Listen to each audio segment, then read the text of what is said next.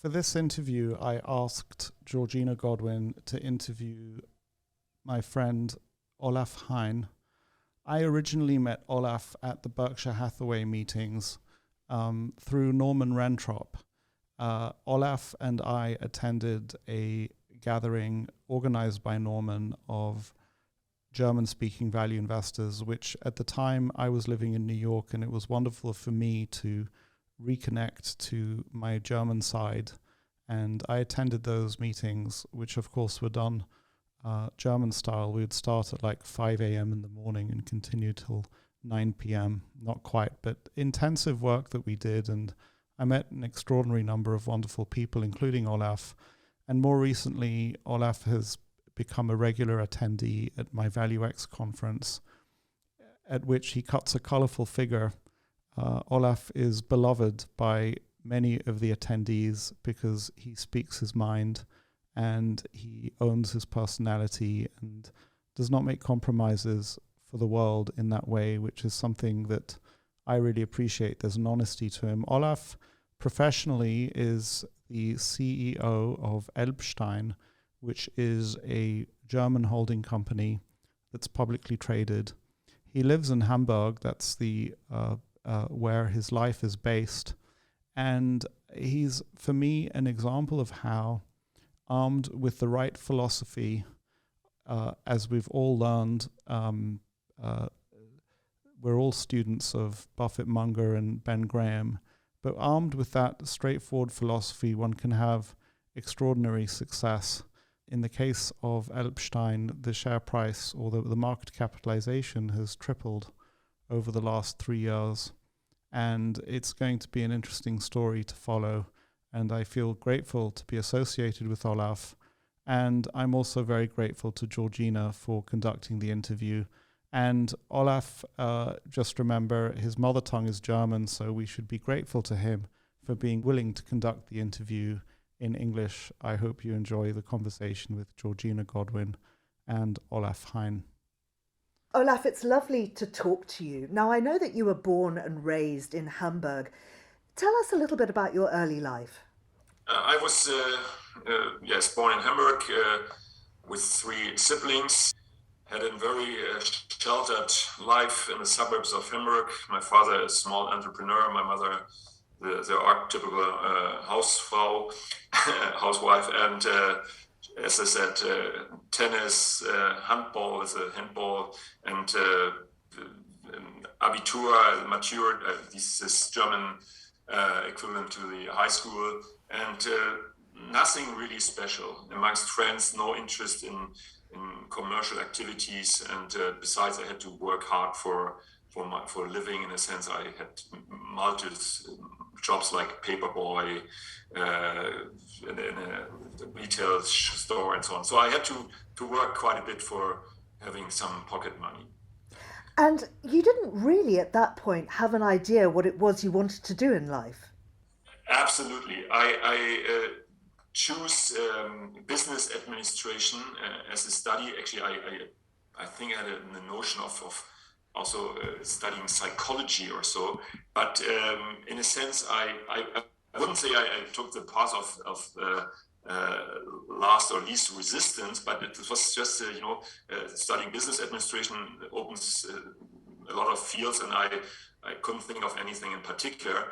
And I didn't like to leave Hamburg early on, and so I applied and did the studies, not with great enthusiasm, with no special focus, and to be quite honest, with mediocre grades in the end. And I mean, what's really unusual about you is that you've been really successful, but you've come to it quite late in life. It did take you about 20 years to establish yourself. And as you were telling me earlier, you kind of fell into it. Yes. Again, I had no red line or any perspective. So my father, a small entrepreneur, never really kind of educated me or gave me advice for life. Actually, something I really try with my kids by now. I never had any read this book or talk to this guy. He was, post-war gentleman, but so I didn't have any inspiration. And but I felt early on I need to broaden my horizon and to get abroad. And Hamburg was not enough for me. And so I kind of tried to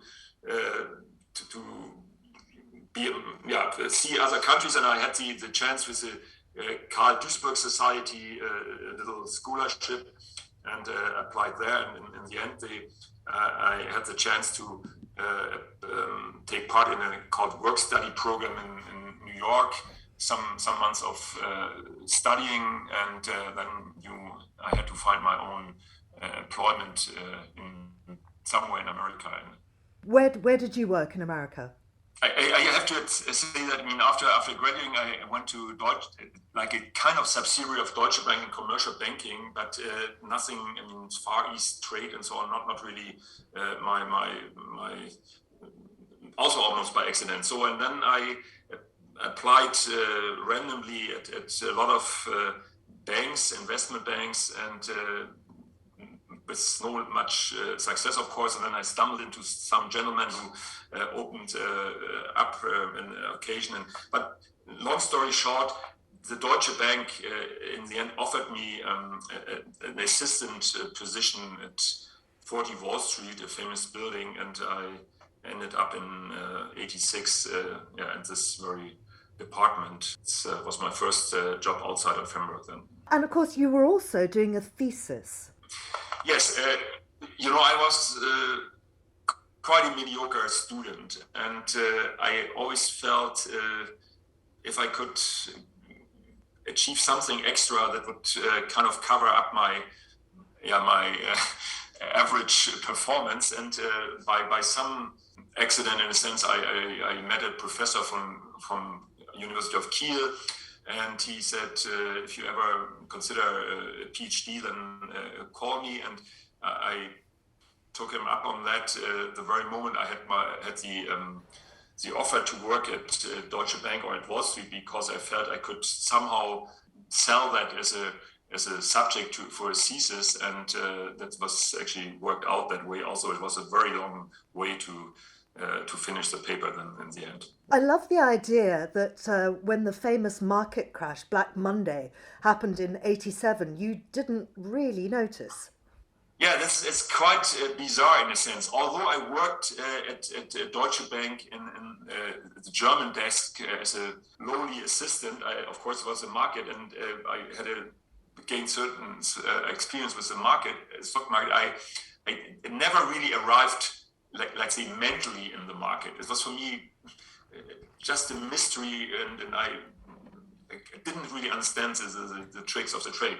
But unfortunately, maybe I was not smart enough. They didn't extend my employment after a year. So I left Deutsche Bank in mid 87 and finished my part of my thesis in upstate New York, rather than the Hamptons, in a private home. And bizarrely, the market crash, I didn't even read the paper. There was no TV set.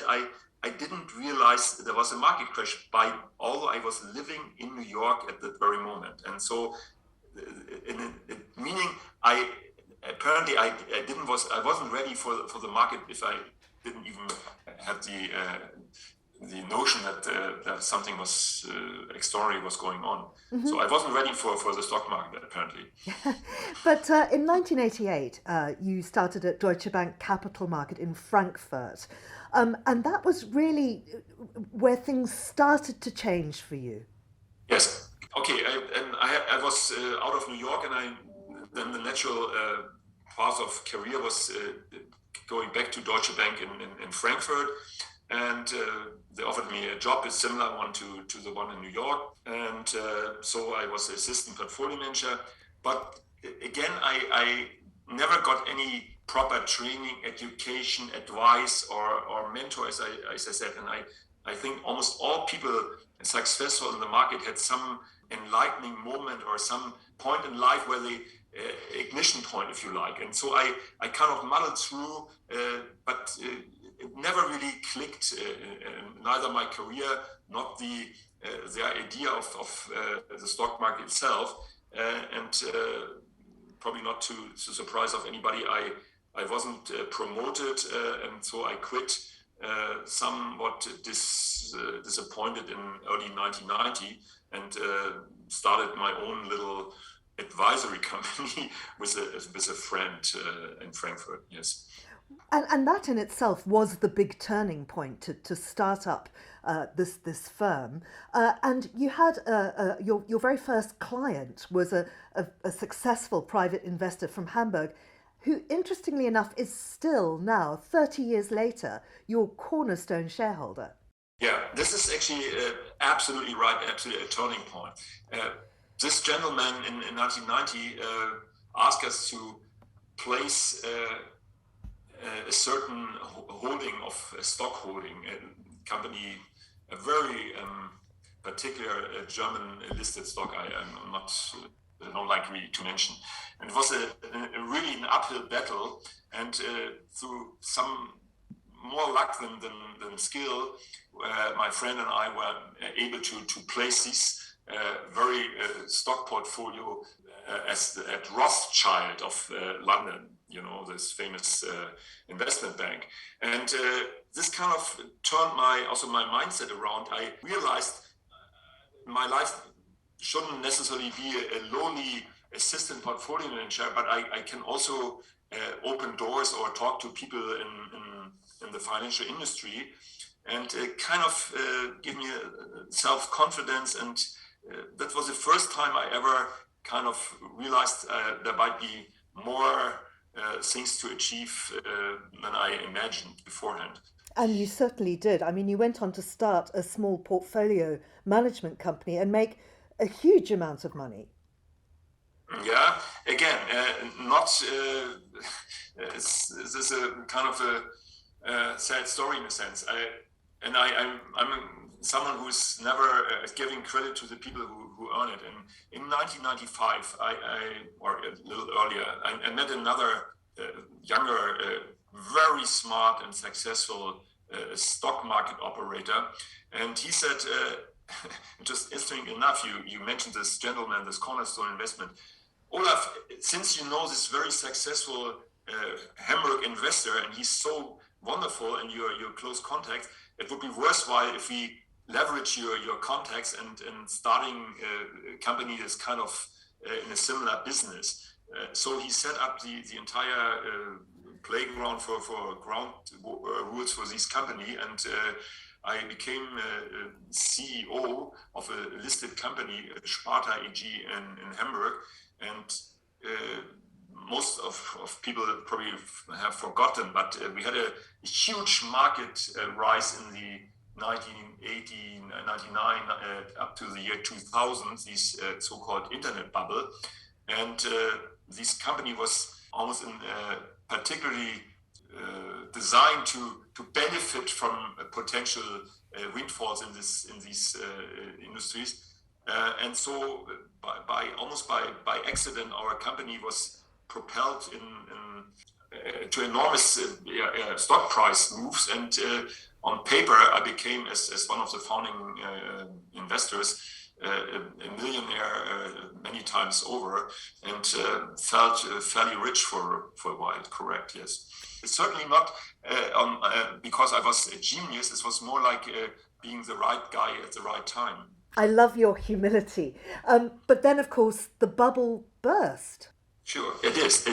I mean, it was not a sustainable business. We had no experience. We had no particular assets. We had many small minority stakes in startups, if you like. It's very similar to the investment world today.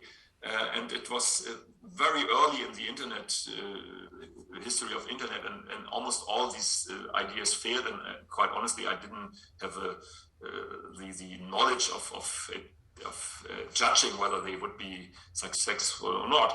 So to probably nobody's surprise, we lost almost all our investments, and the stock tumbled and collapsed, and 3 years later I was almost back to zero, and had very little money, and it was from rag to riches and back in 3 years. Quite an experience, I can tell you. And what do you think you learned from that experience? I mean, it must have been really transforming. Yeah, in a sense, some people, interesting question, ask me, Olaf, you have been on paper maybe 15 million D-mark by that time, and now you're back to zero. Do you feel deprived or a loss or so? And quite honestly, I never thought that money is well deserved or earned the hard way. It was a lucky incident, and it didn't really devastate me. So I just felt I learned some lesson, of course, but the loss of the paper millions wasn't really an issue for me. But I realized I had to start with something, if at all, that is really focused, sustainable, has a underlying business sense, and I should structure my next portfolio company in a totally different manner, and so that we did. And yes, I learned quite a bit from what I shouldn't do again. Not so much what I should do, but what mistakes I shouldn't repeat.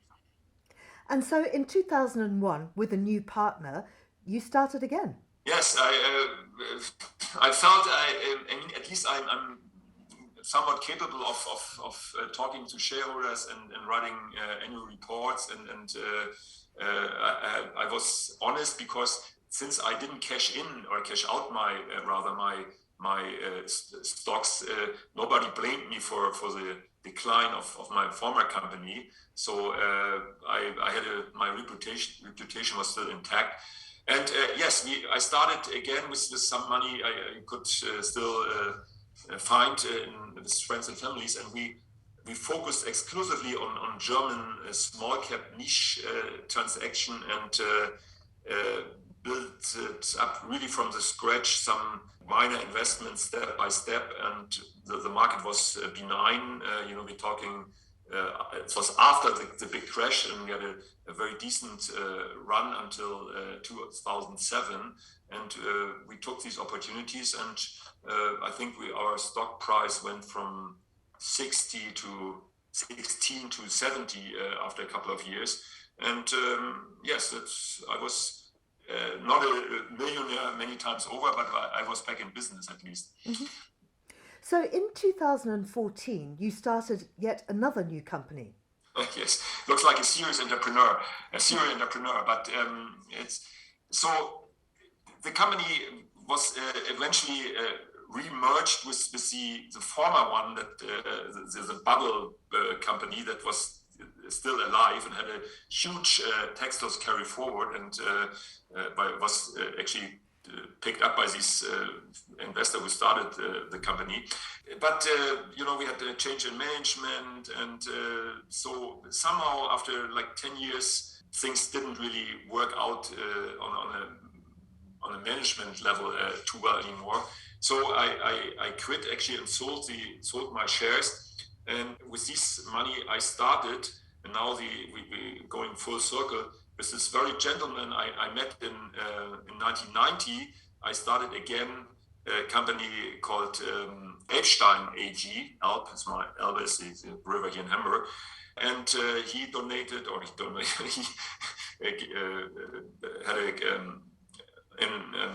took a capital increase in kind with a lot of property investments, and I collected some money, and we started over with, I think, with some 20 million euros or so. And yes, and the company is still around, and I'm the CEO of this company, and I'm very close to this gentleman as well. He's had some marvelous trades in between, and that's basically my job. Correct, yes. Well, I think it's so interesting from this point now to look back at the things that you've learned within the last 25 years or so about the financial industry and about the stock market, because you're so humble, and I find it so refreshing the way you talk about how you knew nothing. But of course, that's not the situation now. You're very experienced. So if you were to start out as a portfolio manager, What would you say to people? I think the overriding notion or conviction I gained over these 20 odd years is people the financial industry is quite different from almost all other trades or industries. Whether you're a physician, architect, or whatever, a craftsman. It's in a sense, I think the industry in itself is kind of overrated, and most people are overpaid, because the bottom line is it's very difficult to distinguish between luck and skill. You can never tell whether it was just by the market, or you created alpha, as a professional say, or you just were successful because the market went up. And secondly, although there are hundreds of books and thousands of papers and daily, a lot of daily talk, the business is very simple and never changed. You can talk day in and day out about the stock market and all the smart things, but net, it's if I may just phrase it in the most simplistic way, you are investing in a company or a stock with the expectations that the terminal value will exceed your purchase price. You envision that let's say in the end you want to have an increase in value over time. And this very basic concept never changed and will never change. It has been around for many hundreds of years or centuries. If it comes down to it, and if you remember, this is a very basic function. You're not easily intimidated by all these big talk and these famous people, because they can never outrule this basic assumption.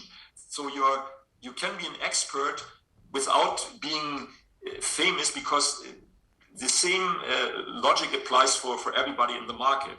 And if this is the concept, and you stick to that, you will very soon learn that you can make it on your own, because nobody can outrule or outrun these basic assumptions. So, and sorry for coming back to your question. You certainly need a special personality.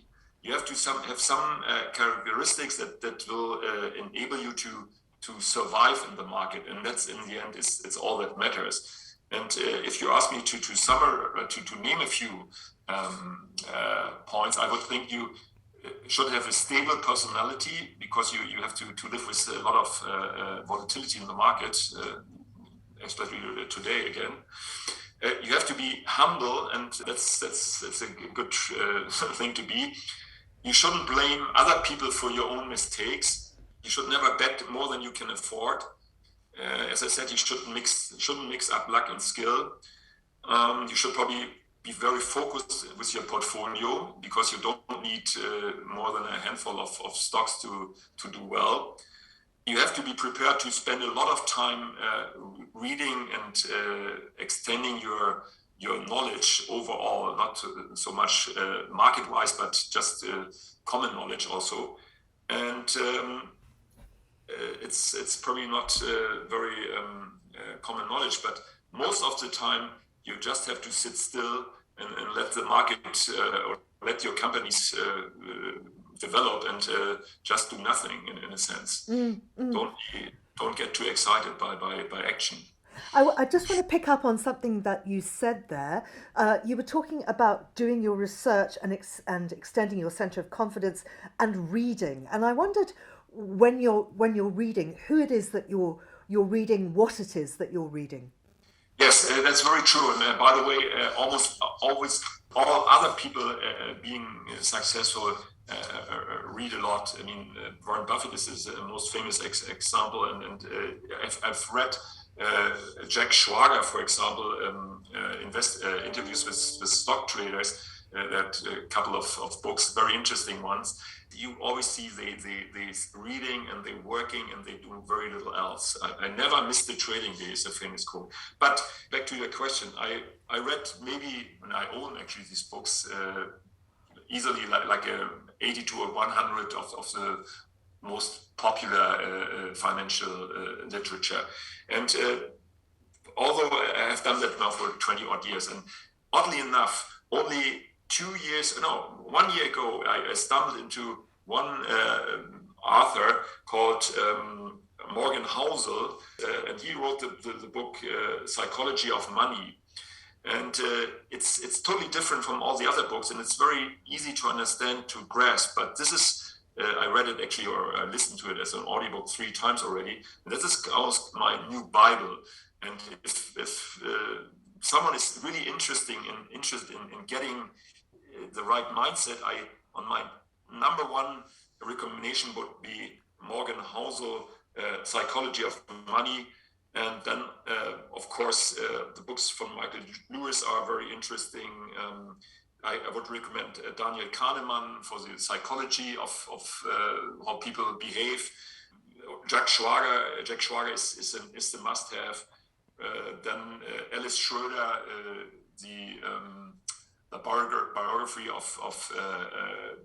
about Warren Buffett is a must-read, and so on. So basically, they're very common, these names, and they're all very good, but Morgan Housel would be, for a start, my first choice. So that's really interesting that you're reading books about the psychology of money, because of course it marries up your initial interest in psychology with the work that you do now. Yes, absolutely. I think it's an open secret that the market is not totally, but fairly efficient, and you're competing in a sense with millions of very smart people, and it's impossible to outsmart all your competitors in the market because they're more, and they're probably more intelligent than you are. But it's interesting that in times of turmoil and high volatility, the psychology takes over in the market. And if you can benefit from a calm personality, and you are aware of the shortcomings of most people, that they may be overly greedy, overly optimistic, or overly pessimistic, and how they behave in certain stress situations, you probably could come out ahead. And so I would recommend, besides the basic knowledge you should have about the market itself, to put a lot of time and effort in knowing how the human behave in stress situation, and then being somewhat contrarian instead of reading the Financial Times every day. That's nice, but you probably wouldn't be better than other people doing that. Finally, Olaf, I would like you just to end with telling us some of your guiding principles in business. I have these stress situations myself, and if I should come up with a couple of sayings, in a sense, that help me overcome my own fears. My favorite is actually controlled reaction to crisis, because if things getting bad, or so, you tend not to be rational anymore, but very emotional. And if a crisis probably is never as bad as it looks, so control your temper, controlled reaction to crisis. Another one would be like, I call it protect your franchise. Whatever happens, it's very important that you stay in business, and that you stay liquid, in a sense. So never bet the house, and make sure that even in the worst situations, you're still functioning. So I call that protect your franchise. I would advise people in the money management business not to use leverage if they're not a company, at least not on a personal level, that will haunt you one day. And don't be impressed by easy profits. They might come easy, but they go easy. And I certainly know what I'm talking about. You mentioned this first internet bubble. And maybe the final advice I would give: look for very smart people, try to meet them and listen to the advice or to their books or reading or writings, and try to sail in their shadow, if you say in German. Yeah, team up with people smarter than you, and try to stick with them, and then you will probably do well. Well, you mentioned humility, and you certainly have that. But I have to say, I think that you're also one of the smartest people I've spoken to. Doctor. Thanks for that. Thanks, Gina. Dr. Olaf Hein, thank you very much for talking to me. Thanks, my pleasure.